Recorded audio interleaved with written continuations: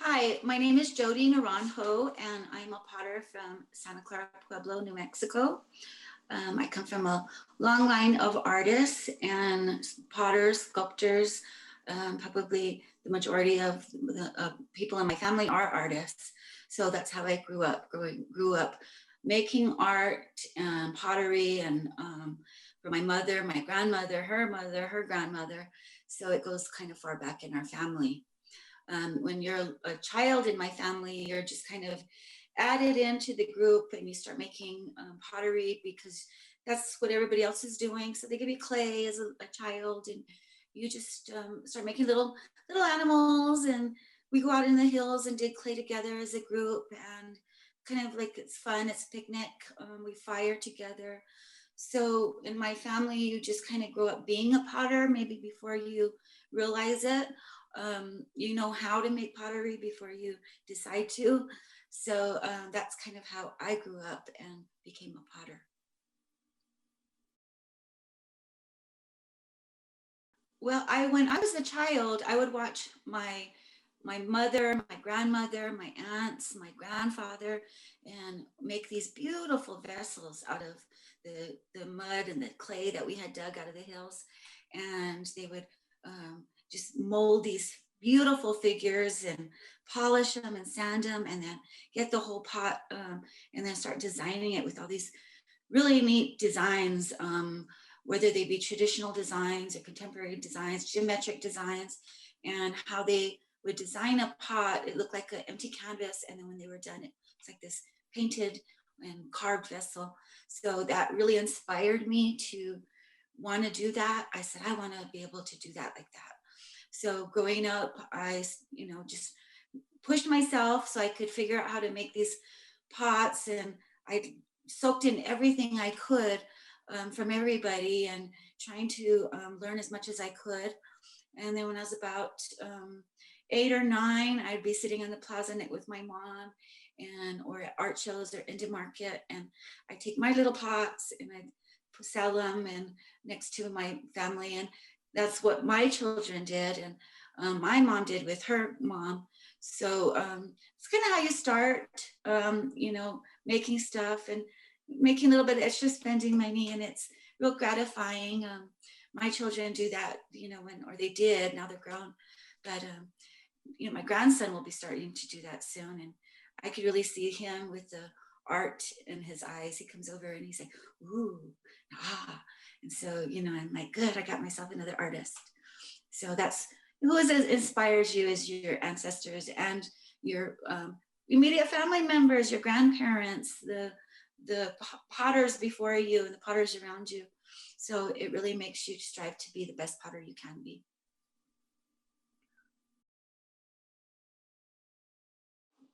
In my Pueblo, the majority of people are potters. I know at one point they were saying that over 50% of the adults in Santa Clara Pueblo were potters. So that shows you how many people in the Pueblo make pottery. Um, that really made me want to also make pottery, because you could see all the different types of creations people are making, from traditional to contemporary, all the different shapes and forms and colors and designs. And the Pueblo, the tribe, was real instrumental in helping the people become artists. They knew that was a large income for us. So they would go up to the hills and with the bulldozers and open the places where the clay was so that we could get it very easily. They would give us instructions on how to apply for art shows, or give us wood for the fire rings, and kind of help us out in those areas. If there was certain clays or different materials we needed, they would guide us and help us to find that.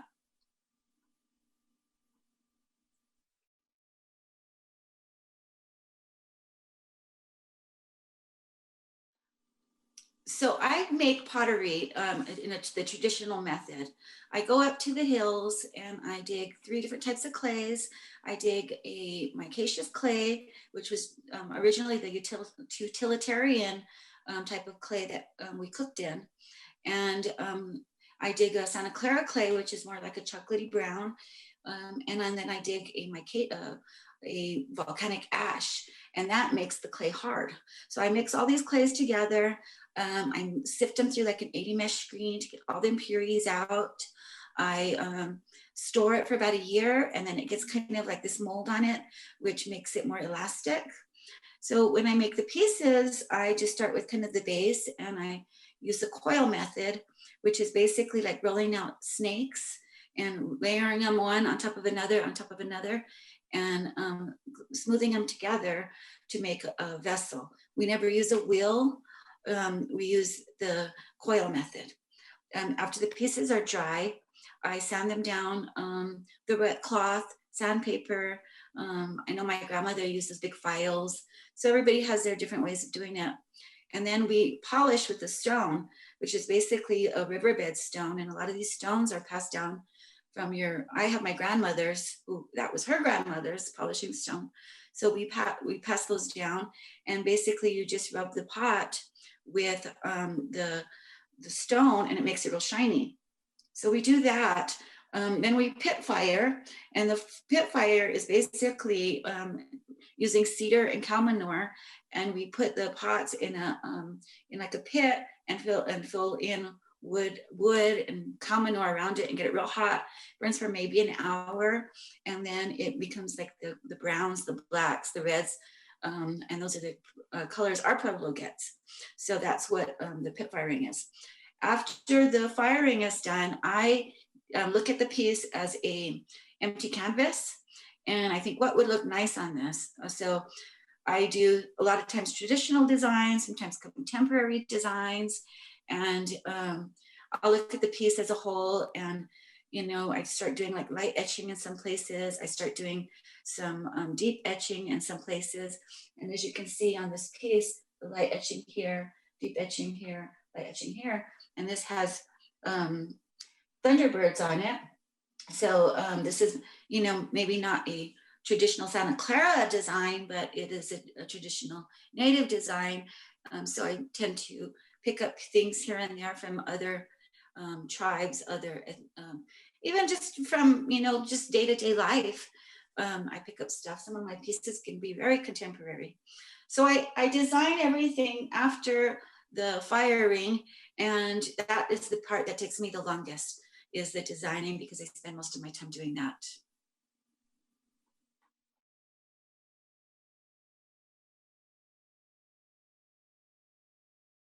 On occasion, I will use acrylic paints. There's a line of mixing the traditional and the contemporary and modern stuff. So a lot of people really don't want any kind of acrylics or anything that's not traditional in the pieces. But in some of my pieces, I really want them to, show that, this is a modern time, and we do have what was traditional at one point, maybe traditional, modern now, and traditional later. So it's kind of like this fluid thing where I think all artists are saying, well, this is traditional now because we're all doing it, because a lot of the tribes and pueblos are mixing in modern techniques and modern materials. So I love to add in a little bit of bright colors, some metals, maybe some stones, as well as modern designs. I have pots that have skyscrapers instead of Pueblo houses in front of the girls, or my Pueblo girls, when they're dressed in more modern attire than in the traditional attire. So you kind of mix up the modern and the traditional, just depending on the pot and what you're kind of feeling to do, at that point in your life.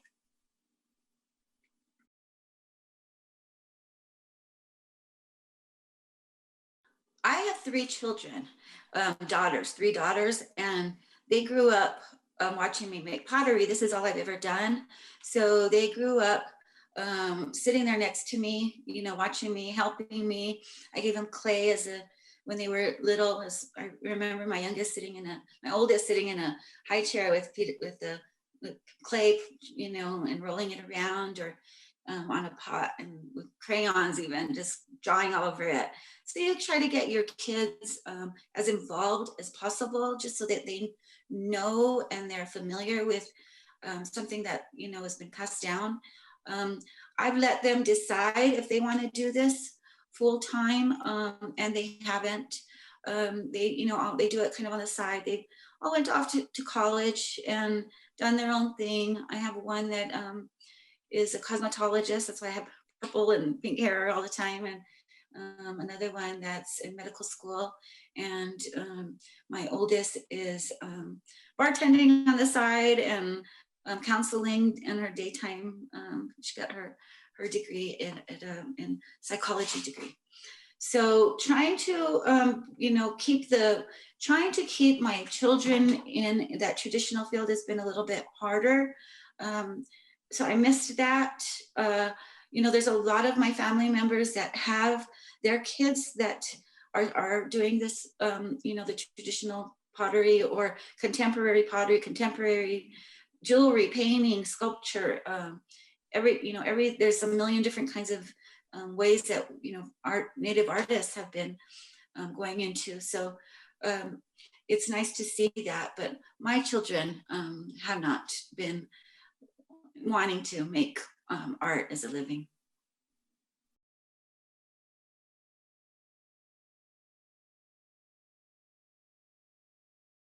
This year, 2020, has been an especially difficult year for everybody, of course, but I think for artists, native artists, it's been, you know, just really we're used to being alone and secluded.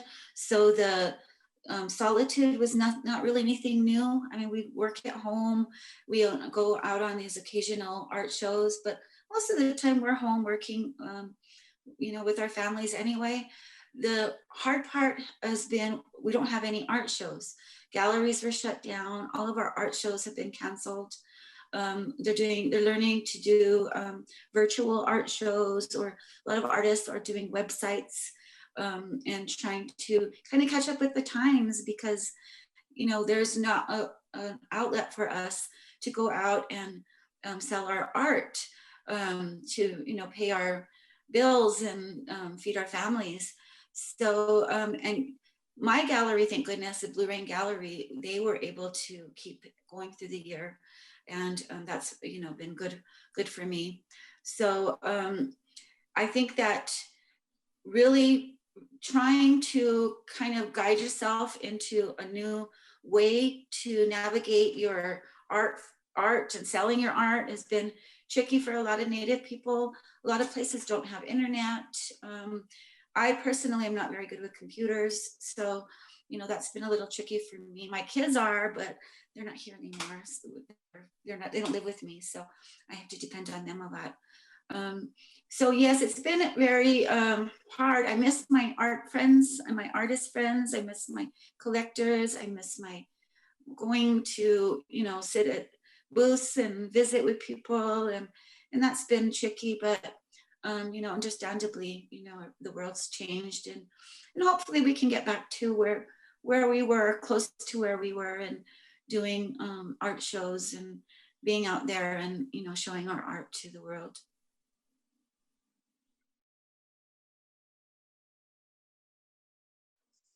I do. Okay, let's see. I'll go like this. Okay.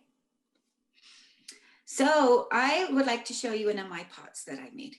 This pot is a traditional pot.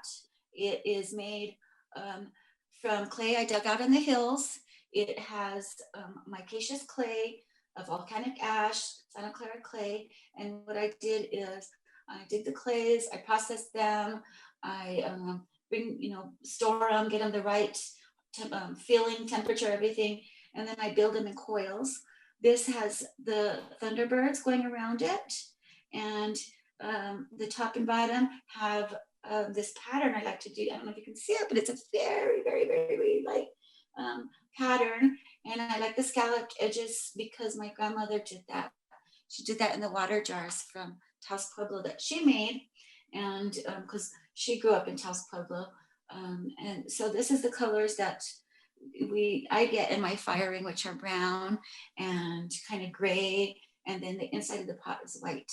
So my pieces are traditional in form, but very contemporary in design. You know, even if I use my traditional designs, they still have more of a contemporary feel to them.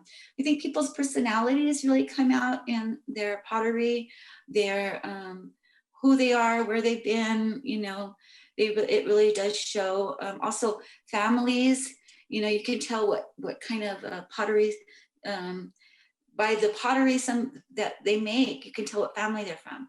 My family tends to do the sgraffito, which is the carved piece, the carved with the knife, the browns, the reds, where most Santa Clara pots are black or black on black, or just red with the white on red. So our family has more of the brown colors from the firing. So, and that's also because when you're starting out, you learn and by copying, and then also you know, you're influenced by that.